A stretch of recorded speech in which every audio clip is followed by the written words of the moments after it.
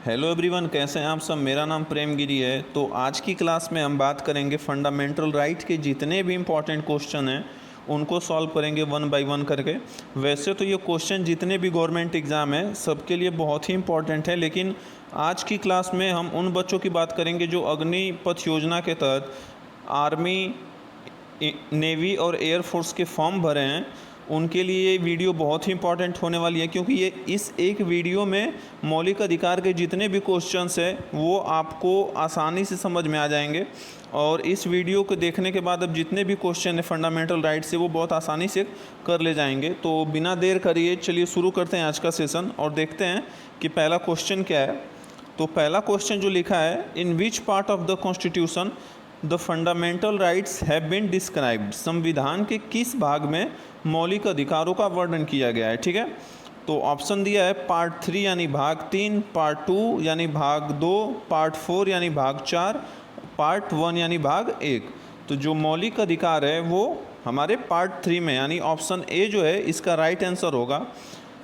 Part 2 यानी कि भाग 2 जो है वो नागरिकता की बात करता है, यानी सिटीजनशिप की बात करता है। और पार्ट 4 जो है हमारा डीपीएसपी की बात करता है, यानी राज्य के नीति निर्देशक सिद्धांत की बात करता है। जो पार्ट 1 है यानी भाग 1 जो है वो संघ और राज्य क्षेत्र की बात करता है। ठीक है, नेक्स्ट क्वेश्चन देखते हैं हम।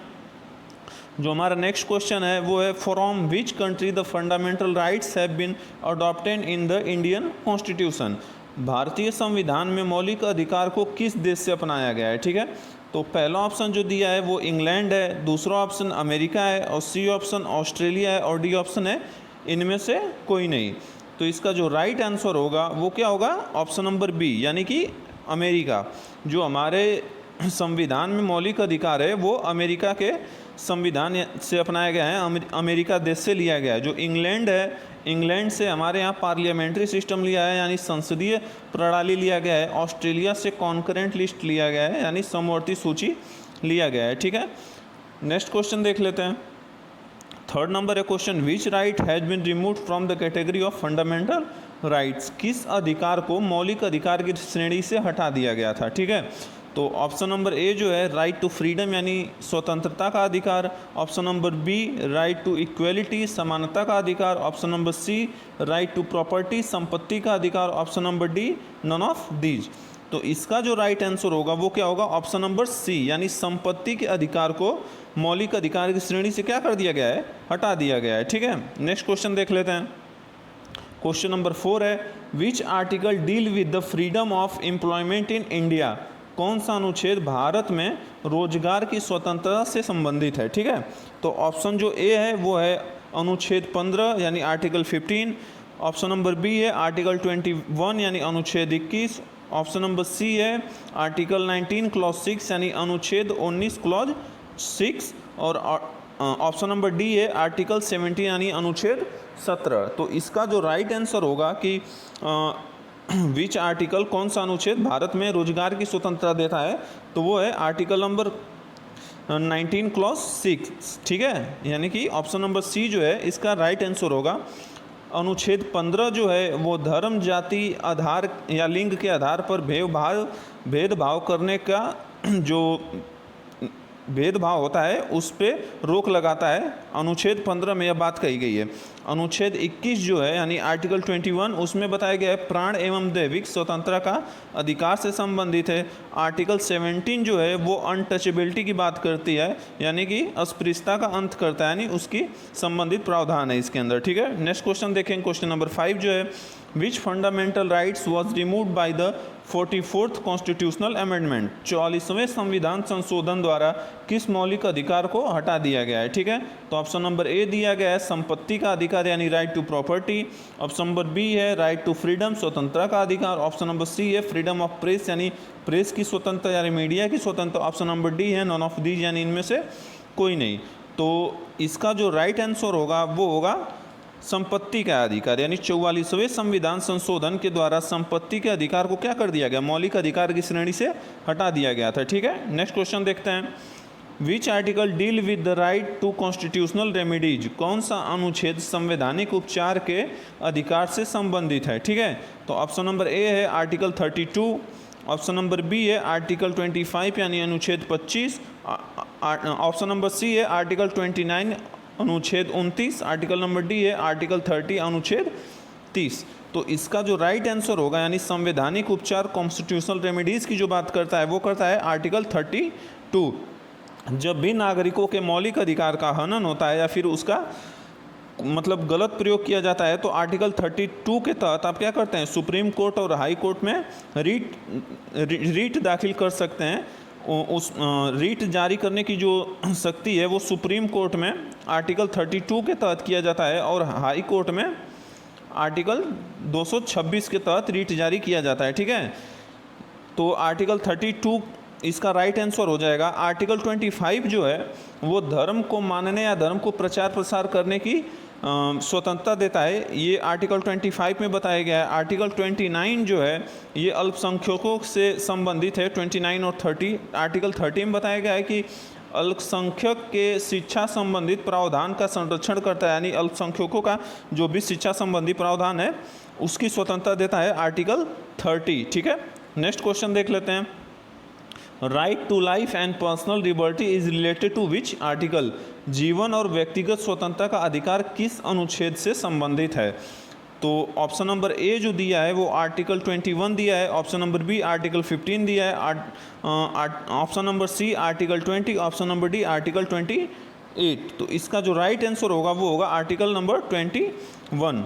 प्राण एवं दैविक स्वतंत्रता या जीवन और व्यक्तिगत स्वतंत्रता की बात कौन करता है? तो आर्टिकल 21 करता है। आर्टिकल 15 है वो बात करता है धर्म जाति लिंग के आधार पर भेदभाव जो की जाती है उसके अधिकार में संरक्षण प्रदान करता है। आर्टिकल 20 जो है वो अपराधों के दोषी सिद्धि से संरक्षण प्रदान करता है। आर्टिकल 28 जो है धर्म की भक्ति करने की स्वतंत्रता प्रदान करता है। ठीक है, किसी भी धर्म की आप भक्ति या फिर उसमें आप भाग ले सकते हैं, वो आर्टिकल 28 इस प्रकार की स्वतंत्रता प्रदान करता है। ठीक है, नेक्स्ट क्वेश्चन देखेंगे। 8 नंबर क्वेश्चन है which article protection the provision related to the educational of minorities? कौन सा अनुच्छेद अल्पसंख्यकों की शिक्षा से संबंधित प्रावधान का संरक्षण करता है? ठीक है, ऑप्शन नंबर ए दिया है आर्टिकल 29 यानी अनुच्छेद 29, ऑप्शन नंबर बी दिया है आर्टिकल 30 यानी अनुच्छेद नंबर 30, ऑप्शन सी दिया है आर्टिकल 32 यानी अनुच्छेद 32, ऑप्शन डी दिया है नन ऑफ दीज यानी इनमें से कोई नहीं। तो इसका जो राइट आंसर होगा वो होगा आर्टिकल नंबर 30 यानी अनुच्छेद 30 जो है वो अल्पसंख्यकों की शिक्षा से संबंधित प्रावधान का क्या करता है? संरक्षण करता है। ठीक है, अनुच्छेद 30। अनुच्छेद 32 जो है उसमें क्या दिया गया है? कॉन्स्टिट्यूशनल रेमेडीज यानी संवैधानिक उपचार दिए गए हैं। ठीक है, नेक्स्ट क्वेश्चन देखते हैं। क्वेश्चन नंबर 9 जो है prohibits children under the age of 14 from working in factories? 14 वर्ष से कम आयु के बच्चों को कारखाने में काम करने से रोकता है। तो कौन सा मौलिक अधिकार है, कौन सा आर्टिकल है, अनुच्छेद वो रोकता है? तो आर्टिकल ऑप्शन नंबर ए में जो दिया है वो आर्टिकल 24 दिया है अनुच्छेद 24, ऑप्शन नंबर बी दिया है आर्टिकल 17, ऑप्शन नंबर सी दिया है आर्टिकल 18, ऑप्शन नंबर डी दिया है ऑल ऑफ दीज। तो इसका जो राइट आंसर होगा क्वेश्चन नंबर 9 का वो होगा क्या? आर्टिकल 24 यानी अनुच्छेद 24 जो है वो 14 वर्ष से कम आयु के बच्चों को क्या करता है? कारखानों में या किसी भी फैक्ट्री या फिर किसी भी जगह पे काम करने से रोकता है। ठीक है, बाल मजदूरी पे रोक लगाता है अनुच्छेद 24। नेक्स्ट जो है अनुच्छेद 17 यानी कि आर्टिकल 17 जो है वो अनटचेबिलिटी की बात करता है। आर्टिकल 18 जो है वो एबोलिशन ऑफ टाइटल यानी उपाधियों का अंत करना है, उस प्रकार की इसमें प्रावधान दिए गए हैं आर्टिकल 18 में। नेक्स्ट क्वेश्चन देखते हैं। क्वेश्चन नंबर 10 है आर्टिकल 17 डील विथ? अनुच्छेद 17 से संबंधित है। ऑप्शन नंबर ए है एबोलिशन ऑफ अनटचेबिलिटी अस्पृश्यता का उन्मूलन, ऑप्शन नंबर बी है फ्रीडम ऑफ स्पीच बोलने की स्वतंत्रता, ऑप्शन नंबर सी है ऑप्शन नंबर सी है फ्रीडम ऑफ इक्वलिटी समानता की स्वतंत्रता, ऑप्शन नंबर डी है नॉन ऑफ दीज। तो आर्टिकल 17 जो है वो अनटचेबिलिटी की बात करता है यानी ऑप्शन ए जो है इसका क्या होगा? राइट आंसर होगा। आर्टिकल 17 यानी अनुच्छेद 17 में अस्पृश्यता का उन्मूलन का प्रावधान किया गया है। ठीक है, नेक्स्ट क्वेश्चन देखते हैं। क्वेश्चन नंबर 11 है which article remain in force event during emergency? आपातकाल के दौरान भी कौन सा अनुच्छेद लागू रहता है? यहाँ पे थोड़ा सा मिस्टेक हो गया है। कौन सा अनुच्छेद लागू रहता है आपातकाल के दौरान भी? तो ऑप्शन नंबर ए है 20-21 यानी अनुच्छेद 20-21। ऑप्शन नंबर बी है आर्टिकल 19-20 यानी अनुच्छेद 19-20। ऑप्शन नंबर सी है आर्टिकल 18-19 यानी अनुच्छेद 18-19। ऑप्शन नंबर डी है इनमें से कोई नहीं। तो कौन से ऐसे आर्टिकल हैं जो आपातकाल के दौरान भी लागू रहते हैं? तो वो कौन से हैं? 20 और 21 यानी आर्टिकल 20 और 21 इसका राइट आंसर होगा ऑप्शन नंबर ए। ठीक है, ये ऐसे दो आर्टिकल है आपातकाल के दौरान भी क्या होते हैं, ये लागू होते हैं नागरिकों पे। ठीक है, नेक्स्ट क्वेश्चन देख लेते हैं। Which article was added under the 86th constitutional amendment act 2002? 86वें संविधान संशोधन अधिनियम 2002 के तहत कौन सा अनुच्छेद जोड़ा गया? ठीक है, तो ऑप्शन ए दिया है 19 clause A, option number B दिया है 21 clause A, option number C दिया है आर्टिकल 32 और ऑप्शन नंबर डी दिया है तो ऑल ऑफ दीज। ठीक है, तो इसके अकॉर्डिंग 86वें संविधान संशोधन 2002 के तहत कौन सा आर्टिकल जोड़ा गया? तो जोड़ा गया 21 ए यानी 21 क्लॉज ए जोड़ा गया। इसमें क्या बात करते हैं? तो प्राथमिक शिक्षा का प्रावधान है इसके अंतर्गत। ठीक है, प्राथमिक शिक्षा का प्रावधान मतलब कि 6 से 14 वर्ष के बच्चों को शिक्षा जो है वो अनिवार्य किया गया है इस अनुच्छेद के आधार पर। ठीक है, नेक्स्ट क्वेश्चन देख लेते हैं। What was the number of fundamental rights in the beginning? शुरुआत में मौलिक अधिकारों की संख्या क्या थी? मतलब कि शुरुआत जो है मतलब कि संविधान लागू होने के समय में मौलिक अधिकारों की संख्या कितनी थी, इस क्वेश्चन का कहने का मतलब है। तो इसका ऑप्शन देख लेते हैं। ऑप्शन ए है 9, ऑप्शन बी है 7, ऑप्शन सी है 10, ऑप्शन डी है 6। तो इसका जो राइट आंसर होगा वो क्या होगा? बी यानी कि 7। शुरुआत में 7 मौलिक अधिकार थे, लेकिन प्रेजेंट टाइम में कितने मौलिक अधिकार हैं? तो 6 हैं। ठीक है, फंडामेंटल राइट प्रेजेंट टाइम में 6 हैं। ठीक है, नेक्स्ट क्वेश्चन देख लेते हैं। The basic right of the Indian citizen are described? भारतीय नागरिकों के मूल अधिकारों का वर्णन किया गया है। ऑप्शन ए दिया है आर्टिकल 36 to 52, अनुच्छेद 36 से 52। ऑप्शन बी दिया है अनुच्छेद 12 से 35। ऑप्शन सी दिया है अनुच्छेद 5 से 11। ऑप्शन डी दिया है नन ऑफ दीज। ठीक है, तो इसका जो राइट आंसर होगा वो क्या होगा? मौलिक अधिकार की बात किया है तो 12 से 35 तक है मौलिक अधिकारों का वर्णन किया गया, अनुच्छेद 12 से 35 तक। अनुच्छेद 36 से 52 तक डीपीएसपी की बात किया गया यानी राज्य के नीति निर्देशक सिद्धांत की बात किया गया है। अनुच्छेद 5 से 11 तक नागरिकता की बात की गई है। ठीक है, नेक्स्ट क्वेश्चन देख लेते हैं जो question number 14। Who can suspend fundamental rights? ठीक है, तो मौलिक अधिकारों को कौन निलंबित कर सकता है? तो ऑप्शन ए दिया है पार्लियामेंट यानी संसद। ऑप्शन बी दिया है गवर्नर यानी राज्यपाल। ऑप्शन सी दिया है सुप्रीम कोर्ट यानी कि सर्वोच्च न्यायालय। ऑप्शन डी दिया है प्रेसिडेंट ऑफ इंडिया यानी कि भारत का राष्ट्रपति। तो इसका राइट आंसर होगा वो होगा ऑप्शन नंबर डी यानी कि भारत का राष्ट्रपति क्या कर सकता है? मौलिक अधिकारों को निलंबित कर सकता है at the time of emergency यानी आपातकाल के समय में। ठीक है, नेक्स्ट क्वेश्चन देख लेते हैं। Question number 16। In which article the rights to freedom of press? किस अनुच्छेद में प्रेस की स्वतंत्रता का अधिकार है? ऑप्शन ए दिया है आर्टिकल 19 अनुच्छेद 19। ऑप्शन बी दिया है अनुच्छेद 20। ऑप्शन सी दिया है अनुच्छेद 25। ऑप्शन डी दिया है नॉन ऑफ दीज। ठीक है, तो इसका जो राइट आंसर होगा वो क्या होगा? अनुच्छेद 19 यानी ऑप्शन नंबर ए इसका राइट आंसर है। प्रेस की स्वतंत्रता की बात करता है अनुच्छेद 19 और एग्जैक्ट पूछे तो अनुच्छेद 19 क्लॉज ए का एक नंबर जो है वो क्या बात करता है?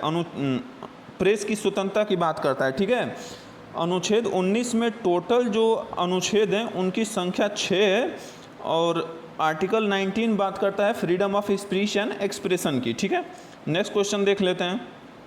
Question number 17। Which article of the constitution states that the same offence shall not be punished twice?